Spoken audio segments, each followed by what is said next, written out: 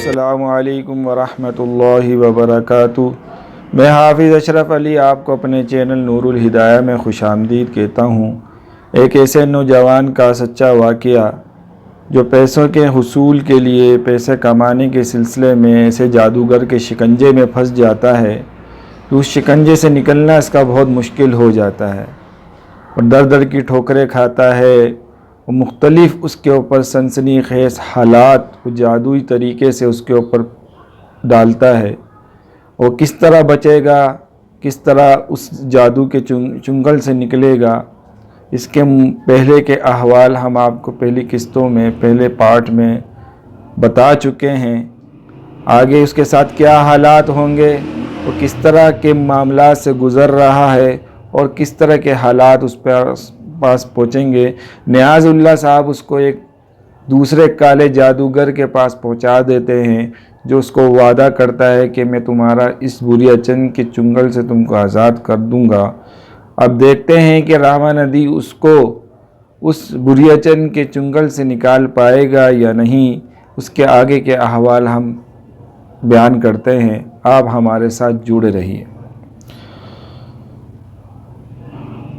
मेरे माँ बाप मुझे मिल सकते हैं तो मैं आज ही अपने आप को मौत के हवाले करने के लिए तैयार हूँ, और अगर मुझ पर से ये मुसीबत किसी और ज़रिए से टल सकती है तो इसके लिए कोशिश कर ली जाए। आप लोगों का एहसान मंद होऊंगा। तुम मेरे पास कुछ रोज़ रहोगे लड़के, और तुम्हें मेरे अहकामात पर अमल करना होगा। मैं इस सिलसिले में वाज़े तौर पर एक बात कह देना चाहता हूँ। मैंने सख्त लहजे में कहा। क्या रामा नदी सवाल किया। पहली बार जब मुझे हकीमुल्लाह साहब के पास ले जाया गया था तो उन्होंने मुझे अपने पास रुकने के लिए कहा था। फिर वहीं से मेरी ज़िंदगी का एक बदनुमा दौर शुरू हो गया। हकीम सादुल्लाह मुझसे इस बारे में तफसीलात मालूम कर रहे थे और मेरी आंखों के सामने मनहूस बुरियाचन एक मकड़ी की शक्ल में लहरा रहा था, और फिर मेरे ही हाथों हकीम सादुल्लाह का कत्ल हो गया। कहीं वो कहानी फिर से ना शुरू हो जाए। हो सकती है, ज़रूर हो सकती है, मगर अब मैं इससे वाकिफ़ हूँ, इसलिए ऐसा नहीं होगा।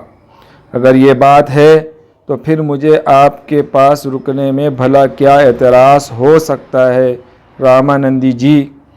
तो बस ठीक है नियाज़ुल्लाह, आप आराम करें और एक दो हफ्ते के लिए इसे बिल्कुल भूल जाएं। जो कुछ भी बन पड़ेगा करूँगा। इसके लिए नियाज़ुल्लाह साहब खड़े हो गए और बोले, रामा नंदी, बड़ा वक्त लिया मैंने तुम्हारा और बहुत कुछ मांग लिया है तुमसे, सिवाय दुआ के मैं और क्या कर सकता हूँ तुम्हारे लिए। मैं तो एक मामूली सा आदमी हूँ, खुदा का गुनाहगार बंदा। मेरी तो दुआओं में भी वो असर नहीं कि वो किसी के काम आ जाएं, लेकिन इसके बावजूद अपने खुदा से मायूस नहीं हूँ मैं। और मसूदुल्लाह मियाँ, भरोसा रखना, तुम्हारी बहन मैं तुम्हारे लिए दुआ करते रहेंगे। अल्लाह ताला बेहतरी ही करेगा। अच्छा तो रामा नदी, फिर मुझे इजाज़त दो। ठीक है नियाज़, काम भी दिया तो तूने भी ऐसा कि पूरे भरोसे से के साथ नहीं कर रहे, लेकिन चिंता मत करो। रामा नंदी ने होश संभालते के बाद तेरी सूरत देखी थी, और अगर मर भी गया तो तेरी सूरत आँखों में होगी। चिंता मत करना, इसके लिए जो कुछ भी हमसे बन पड़ेगा हम करेंगे।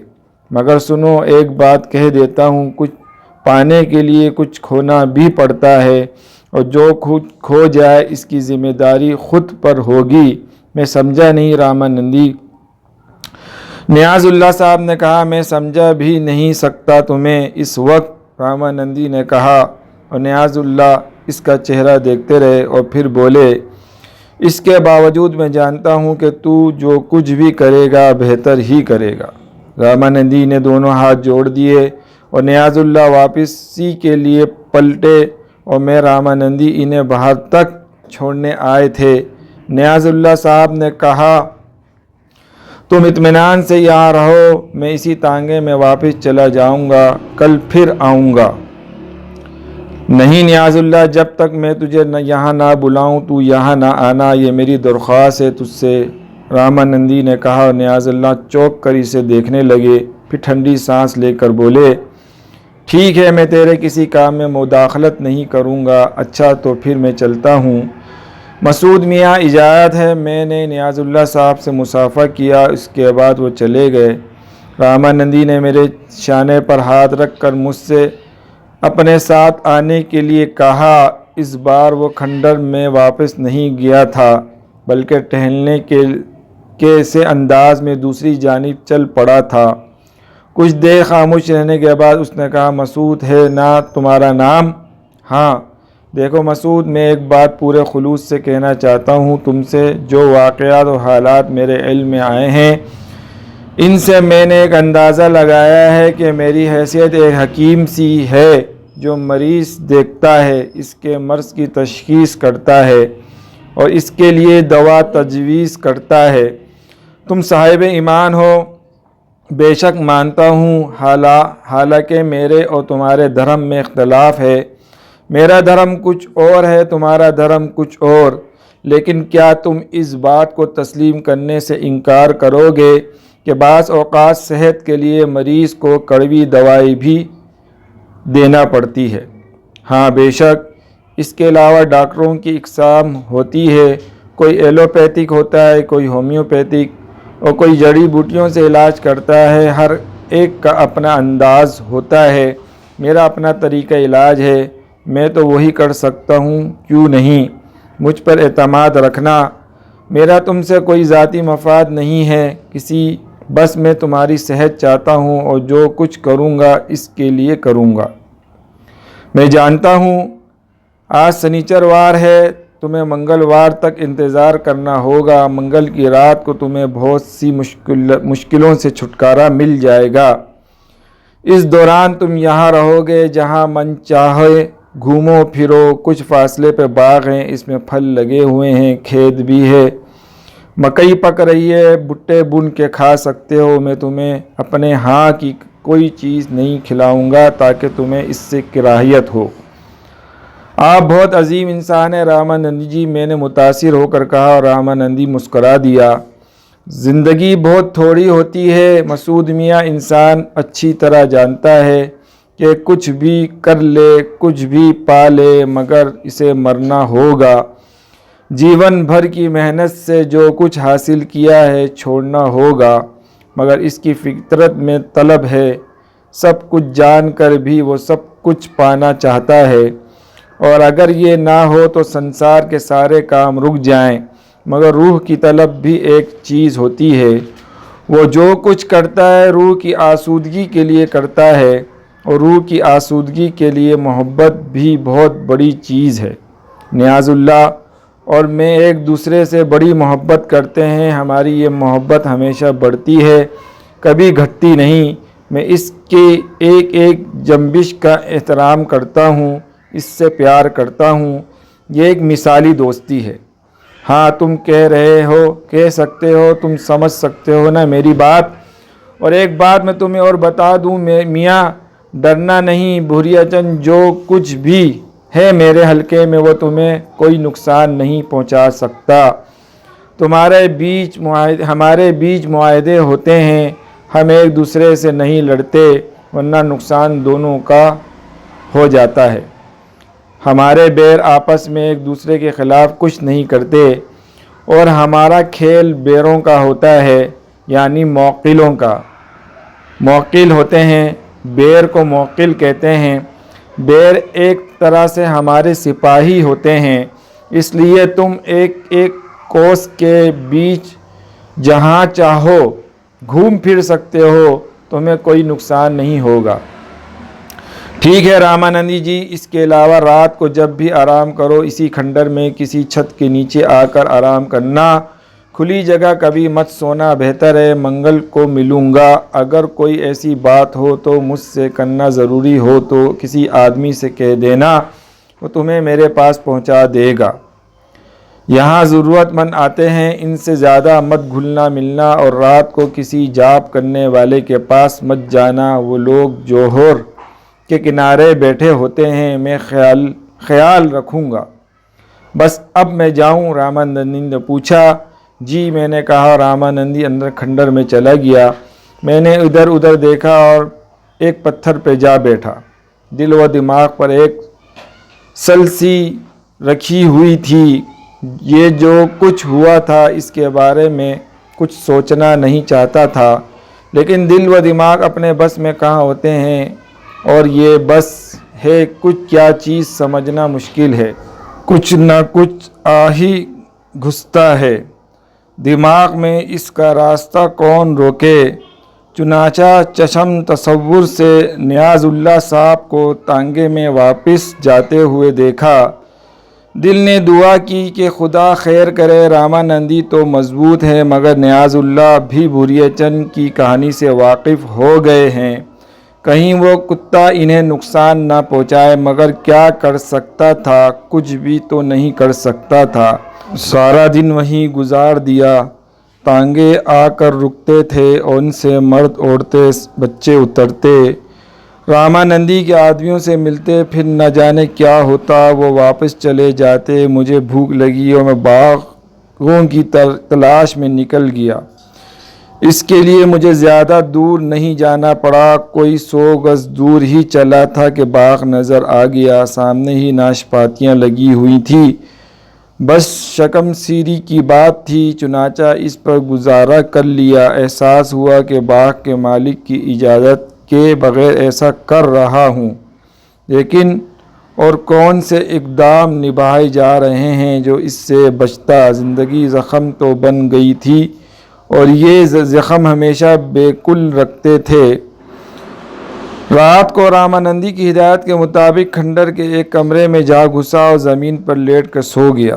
دوسرا دن، دوسری رات، پھر تیسرا دن، رامانندی ایک بار پھر نظر نہیں آیا۔ البتہ اس کے چیلے چاٹوں سے دوستی ہو گئی تھی، جاپ کرنے والوں کو بھی دیکھتا تھا، رات میں کبھی باہر نہیں نکلا تھا۔ ہاں، اپنی مخصوص آرام گاہ میں کبھی کبھی راتوں کو میں نے بڑی بھیانک آوازیں سنی تھیں۔ تیسرا دن بھی تمام ہوا۔ اگلا دن منگل کا تھا۔ اس وقت شام کے کوئی 7 بجے تھے۔ ناشپاتیوں کا ڈنر لے کر پلٹ رہا تھا۔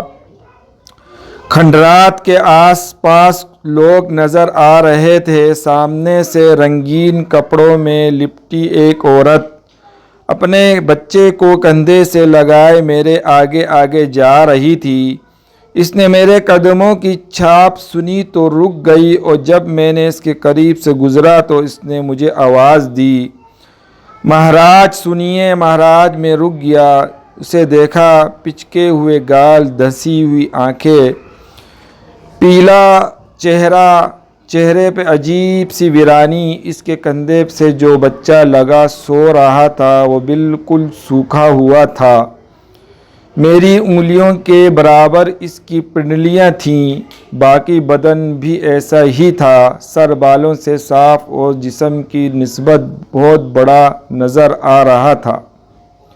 کیا بات ہے؟ میں نے پوچھا۔ اسے میری گود سے اتار دو، اس نے بچے کی طرف اشارہ کر کے کہا۔ کیوں اترتا ہی نہیں ہے؟ میں اسے لیے تھک گئی ہوں۔ کوئی اور نہیں ہے تمہارے ساتھ؟ کوئی نہیں ہے، اسے تھوڑے دیر کے لیے لے لو، میں تھک گئی ہوں۔ 1 سال ہو گیا، پورا 1 سال یہ میری گود سے نہیں اترا۔ میں چونک پڑا، عجیب سے الفاظ تھے، وہ مجھے دیکھ رہی تھی۔ تم یہاں کیا کر رہی ہو؟ کیا یہ بچہ بیمار ہے؟ سوکھے کی بیماری ہے اسے، مگر تم اسے لے لو نا۔ وہ آگے بڑھ کر میرے پاس پہنچ گئی۔ میں کشمکش کا شکار تھا کہ کیا کروں کیا نہ کروں۔ اسی وقت بچے نے ماں کے شانے سے سر اٹھایا، پتلی گردن گھمائی اور اس کا چہرہ میرے سامنے آ گیا۔ اس نے مجھے دیکھ کر ایک آنکھ دبائی اور اس کے ہونٹوں سے سیٹی کی آواز نکلی۔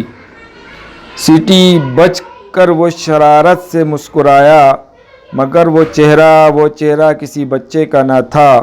وہ ایک معمر آدمی کا چہرہ تھا اور وہ معمر آدمی بھوریا چند کے علاوہ کوئی نہ تھا۔ بھوریا چند جس کا بدن ایک بیمار مدقوق بچے کا بدن تھا، مگر چہرہ مکمل میرے پورے بدن پہ کپ کپی طاری ہو گئی، رونگٹے کھڑے ہو گئے۔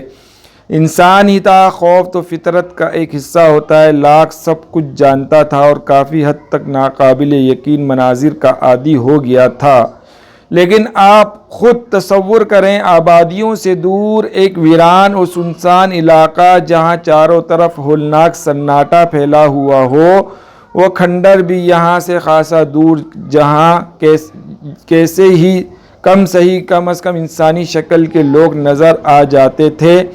سامنے ہی ایک پراسرار عورت جس کے انوکھے الفاظ کے بچہ 1 سال سے میری گود سے نہیں اترا، اور پھر سوکھے کیکڑے جیسے ہاتھ پاؤں والا بچہ جس کا سر بھوریا چند کا تھا، مجھے دیکھ رہا تھا۔ چہرے پہ خباثت اور شیطانی مسکراہٹ، پھر اس کی آواز اور اس کی انداز۔ دہشت سے برا حال ہو جاتا تو کیا کرتا۔ بالآخر بھوریا چند کسی نہ کسی طرح میرے پاس پہنچ ہی گیا، اور رامانندی کا عمل پورا نہیں ہوا تھا۔ سارے دن گزر گئے تھے، بس ایک دن باقی رہ گیا تھا۔ اگلا دن منگل تھا اور رامانندی نے کہا تھا کہ منگل گزر جائے تو میں ان مصیبتوں سے آزاد ہو جاؤں گا۔ میں نہیں جانتا تھا کہ رامانندی کیا کرنے والا تھا، لیکن ان دونوں کو تنکے کا سہارا بھی میرے لیے بڑی حیثیت رکھتا تھا۔ بھوریا چند نے ایک بڑی سی پھر سیٹی بجائی، عورت سے بولا، چل اتار دے مجھے اپنی گود سے۔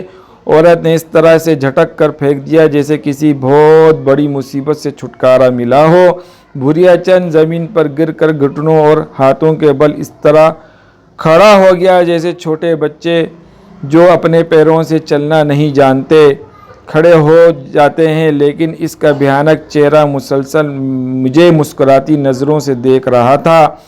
پھر اس نے کہا، کہو میاں جی کیسے ہو؟ ارے ہم سے بچ کر سنسار کے کون سے کونے خدرے میں بھاگو گے؟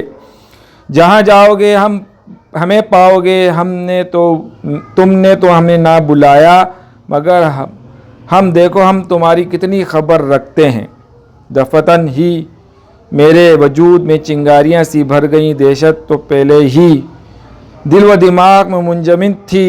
ہاتھ پاؤں البتہ چند لمحات کے لیے ساکت ہو گئے تھے، لیکن اچانک ہی مجھے ہوش آ گیا اور دوسرے ہی لمحے ایک لمبی چھلانگ لگائی اور اس طرح دوڑنے لگا کہ شاید کوئی گھوڑا بھی اس وقت میرا مقابلہ نہ کر سکتا تھا۔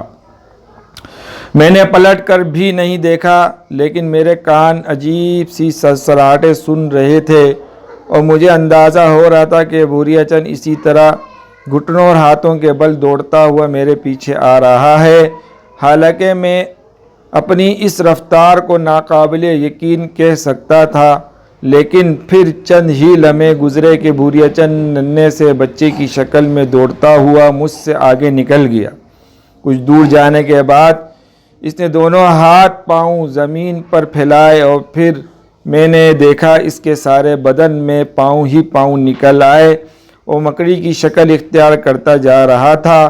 ان پیروں پہ لمبے لمبے بال اگ رہے تھے۔ بس اوپری بدن بھوریا چند کا تھا اور اس مکڑی کا سائز بلا شبہ کوئی 2.5 فٹ کے دائرے میں تھا۔ بھوریا چند کی خونخوار آنکھیں اب بھی مجھے دیکھ رہی تھیں۔ میں نے رخ بدل لیا تو وہ پھر میرے ساتھ دوڑنے لگا، لیکن اب وہ میرے اپنے سارے ہاتھ پیروں سے دوڑ رہا تھا۔ میرے ہوش و حواس گم تھے۔ سمجھ میں نہیں آ رہا تھا کہ آگے کیا ہوگا، لیکن کسی نہ کسی طرح میں ان کھنڈرات تک پہنچ جانا چاہتا تھا، اور بالآخر کئی بار اسے چکمہ دے کر میں کھنڈرات کے نزدیک پہنچ گیا جہاں مدھم مدھم روشنیاں نظر آ رہی تھیں۔ رامانندی کا علاقہ آ گیا تھا۔ وہ جوہر جس کے کنارے لوگ بیٹھے جاپ کیا کرتے تھے قریب آ گیا تھا، اور دفتن ہی میں نے جوہر سے کچھ فاصلے پر رامانندی کو کھڑے ہوئے دیکھا۔ وہ اپنے مخصوص انداز میں ساکت کھڑا تھا۔ پھر میں نے پلٹ کر دیکھا تو بھوریا چند مکڑی کے روپ میں میرے قریب آتا جا رہا تھا، اور چند ہی لمحات کے بعد وہ میرے بہت قریب پہنچ چکا میں دہشت سے چیختا ہوا رامانندی کے قریب بالکل قریب جا کھڑا ہوا تھا۔ رامانندی نے میرا بازو پکڑ لیا اور بھوریا چند کو دیکھنے لگا۔ بھوریا چند بھی آن کی آن میرے قریب بہت قریب پہنچ گیا۔ اس نے مجھ سے نگاہیں اٹھا کر رامانندی کو دیکھا اور اس کے بعد اچانک سر اٹھا کر سیدھا کھڑا ہو گیا۔ اب اس کے 2 ہاتھ پاؤں اور 2 ہاتھ تھے اور 2 ہی پاؤں تھے۔ وہ اپنے اس روپ میں نظر آ رہا تھا جس روپ میں اسے میں نے پہلی بار دیکھا تھا، یعنی جوگی کے روپ میں۔ رامانندی خاموش نگاہوں سے اسے دیکھ رہا تھا۔ پھر رامانندی کے ہونٹوں سے مدھم سی آواز نکلی، اکھٹ شنکھا۔ بھوریا چند نے کوئی جواب نہیں دیا۔ اس کی نگاہیں اب رامانندی پہ جمی ہوئی تھیں، بڑی بڑی آنکھیں سرخ ہوتی جا رہی تھیں۔ پھر ایک اور منظر میں نے دیکھا، ان کی آنکھوں سے سرخ دھاریں بہنے لگیں، دونوں آنکھوں سے خون جیسی سیال شے ابل کر نیچے گر رہی تھی اور اس کے پیر بھیگتے جا رہے تھے۔ رامانندی ساکت کھڑا ہوا تھا۔ چند لمحات کے بعد اس نے منہ سے پھر آواز نکالی، پدم شنکھا، چپ ہو جا رے، چپ ہو جا، ارے او پاپی چھچورے، کالے دھرم کے کھائے ہے اور دھرم کا ہی ایمان کرے ہے، کیوں رے تیری کیا مجال، پدم شنکا، ارے چپ شنکا کے گھونسلے، کون سی بیڑی ہے تیری رے، کون سی بیڑی ہے؟ 3ری بیڑی پدم شنکا، رامانندی نے جواب دیا، اور باتیں ایسے کرے ہے جیسے کھنڈولا بن گیا ہو، کیوں رے کھنڈولا ہے تو نا؟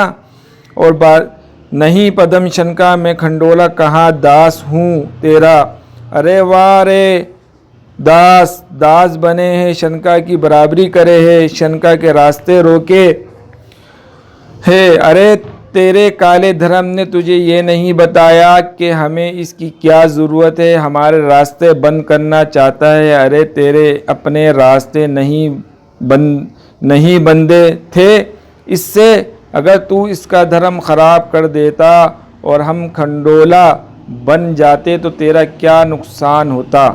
ایک کھنڈولا 100 شنکا کی رکشا کرتا ہے اور ایک شنکا ہزاروں بیڑوں کے کام آتا ہے، تو اپنی بیڑ خراب کر رہا تھا، ارے 3ری بیڑی والے بول، جواب دے، اور تو، ارے وہ دھرم داس تجھے کیا کہہ رہے ہیں، تو اپنا دھرم خراب کرتے جا رہا تھا اس کے ہاتھوں، جانتا ہے تو یہ کل منگل کو کیا کرتا؟ اس کا خیال یہ تھا کہ یہ شنکا کو دھوکہ دے رہا ہے، شنکا کو نقصان پہنچا رہا ہے، مگر شنکا اس سے بہت بڑا ہے، ارے بلا اپنے بیروں کو ذرا پہلے ان کا حساب کتاب کر دیں، بلا رے، بلاتا کیوں نہیں، ارے کہاں جو 3ری بیڑی والے بیرو، کہاں ہو، ذرا سامنے آؤ، اپنے مالک کا کھیل دیکھو۔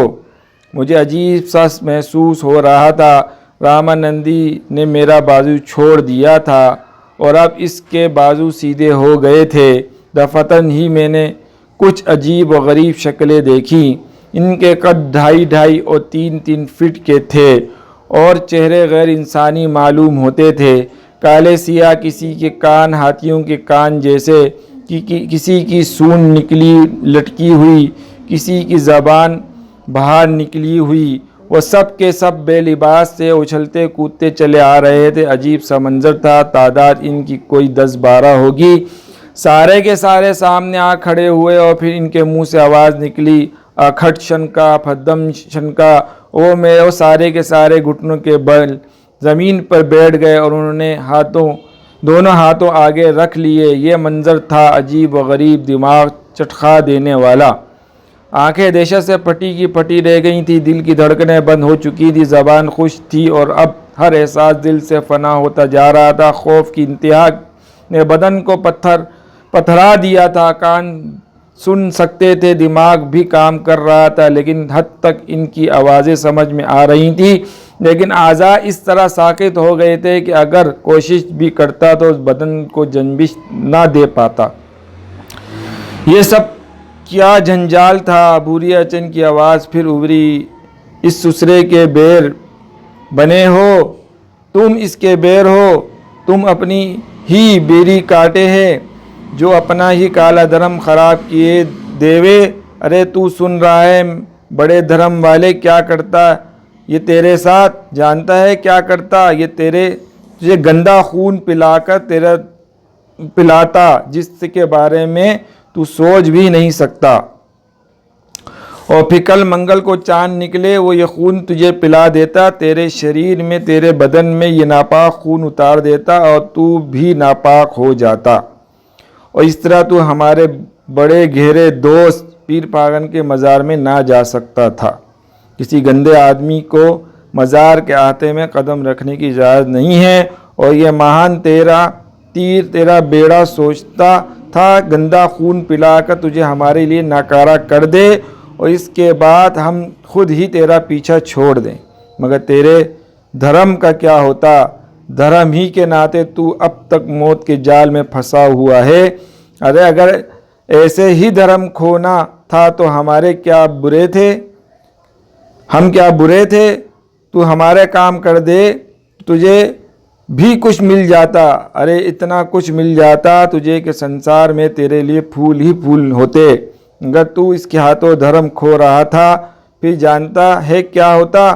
تو دھوبی کا کتا نہ دھوبی کا نہ گھاٹ کا رہتا، کالے دھرم کو تو نہ مانتا اور اپنے دھرم سے دور ہو جاتا، یہی ارادہ تھا اس کا، ارے ایسا ہی اپنا دھرم خراب کرتا تھا تو اس کل کے بیڑے کے چکر میں کیوں پھنسا؟ مان لے ہماری، اب بھی مان لے چل ہمیں پیر پاگن کے مزار، پالے ساری سنساری خوشیاں، بول اب بھی موقع ہے، مگر ٹھہر، پہلے تیرے اس مددگار کا کیا کرم کریں، پہلے اس کے حال پر پہنچا دیں، ارے او بیڑو او دھیرو جاؤ اپنے کام کرو، جاؤ ڈوب مرو، جھوڑ میں چلے جاؤ، اور ہم حکم دے رہے ہیں تمہیں۔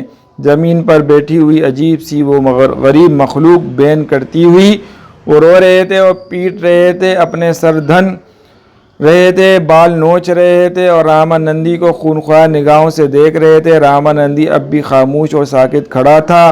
پھر خوب رو پیٹنے کے بعد وہ سارے کے سارے اٹھے اور اس کے بعد انہوں نے ایک ایک کر کے اس کالے کیچڑ کے جوہر میں چھلانگیں لگا دیں، ایسا لگتا تھا جیسے وہ خودکشی کر رہے ہوں۔ میں اب ایک خاموش تماشائی کی طرح یہ سارے مناظر دیکھ رہا تھا۔ رامانندی پتھرایا ہوا کھڑا تھا۔ ان عجیب و غریب لوگوں کے غائب ہو جانے کے بعد بھوریا چند رامانندی کی طرف متوجہ ہو گیا۔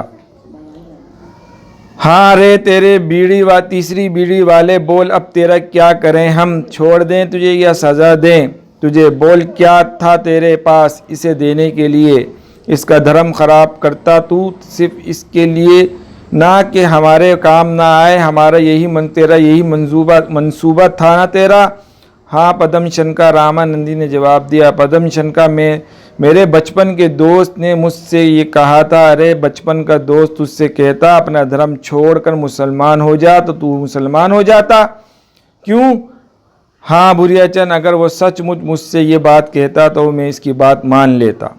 یہی سننا تھا تیرے منہ سے، یہی سننا تھا۔ ارے کالے دھرم کو بدنام کرنے والے، تیرا اس سنسار میں رہنا اچھا نہیں ہے، پتہ نہیں کب بہک جائے کب بھٹک جائے، ٹھہر ہم تیرا بندوبست کرتے ہیں۔ یہ کہہ کے بھوریا چند نے اپنے مختصر سے لباس میں سے ہاتھ ڈالا اور شاہد چمڑے کی بنی ہوئی ایک گول سی بوتل نکال لی۔ رامانندی بدن پر کپکپاہٹ طاری ہو گئی۔ بھوریا چند نے انگلی سے اس طرح جھٹکا دیا جیسے کسی چیز کے چھینٹے دے رہا ہو، اور میں نے پورے ہوش و حواس کے عالم میں دیکھا کہ رامانندی کے پیروں میں سے لوہے کی زنجیریں جگڑ گئیں۔ بھوریا چند نے دوبارہ انگلی اس طرح جھٹکی کہ رامانندی کے دونوں ہاتھ بھی پیچھے جا بندھے۔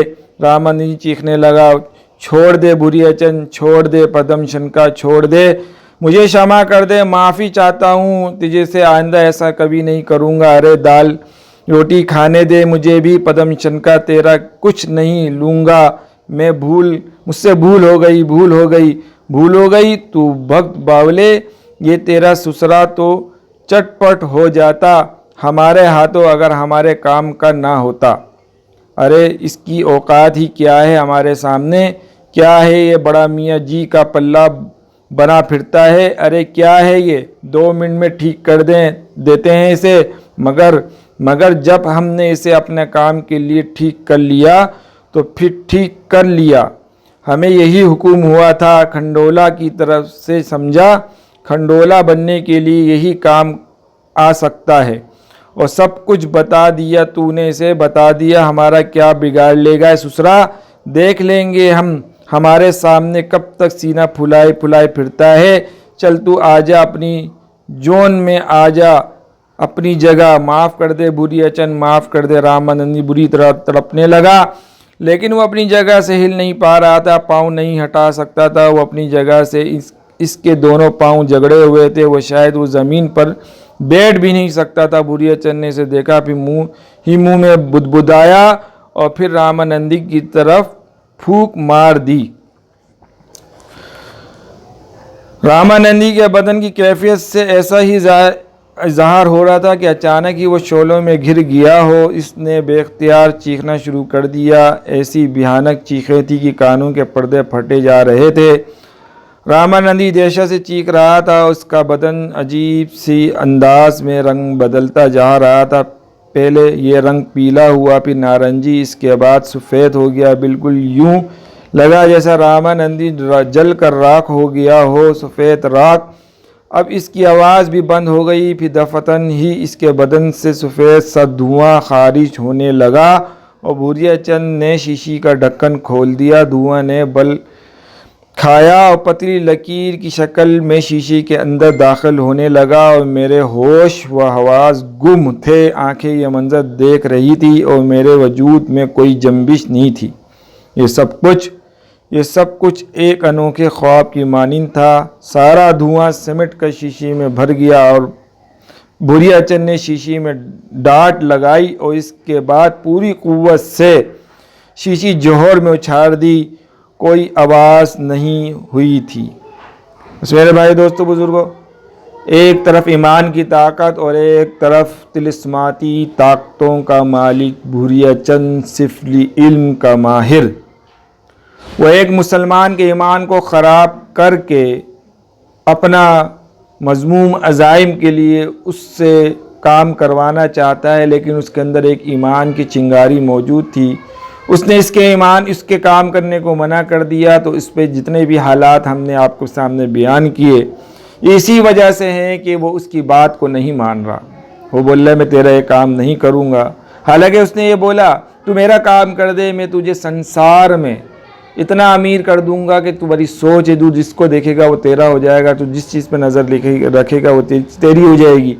ایک طرف دنیا اور ایک طرف ایمان، اپنا ایمان وہ بیچ دے تو دنیا اس کی اچھی ہو سکتی ہے، لیکن مسلمان گھرانے کا لڑکا تھا، نوجوان تھا، اس نے کہا نہیں، میں ایمان کا سودا نہیں کروں گا، میری دنیا بگڑتی ہے بگڑ جائے، میرے ماں باپ رلتے ہیں رل جائے، میرے بہن بھائی رلتے ہیں رل جائے، میں ہر چیز قربان کر دوں گا اپنے اللہ کے لیے، لیکن اپنے ایمان کا سودا نہیں کروں گا۔ وہ بھی مسلمان تھا، اس نے بھی کہا تیرے سامنے بھی ایک مسلمان لڑکا کھڑا ہے، تو بھی اپنی تمام قوتوں کو آزما لے اور میری بھی ایمان کی طاقت کو دیکھ لے۔ ایسے سنسنی خیز واقعات جو ہم نے صرف سنے تھے، لیکن ایسے ہی حالات اس لڑکے پہ گزرے، یہ سچا واقعہ۔ اب یہ مسعود اس چنگل سے کب نکلے گا اور اللہ کی رحمت کب اس پہ اترے گی، اللہ کی طرف سے کب اس پہ اللہ کا کرم نازل ہوگا، رحمت نازل ہوگی، اللہ تعالیٰ کو کون سا وظیفہ عطا فرمائیں گے۔ آپ ہمارے ساتھ جڑے رہیں۔ اگر ہماری ویڈیو پسند آ رہی ہے، ہمارے چینل کو سبسکرائب کریں، لائک کریں، شیئر کریں، کمنٹس کریں اور بیل آئیکن کو پریس کریں تاکہ ہر آنے والی ویڈیو آپ تک پہنچ سکے۔ جب تک کے لیے اجازت دیجیے، السلام علیکم ورحمۃ اللہ وبرکاتہ۔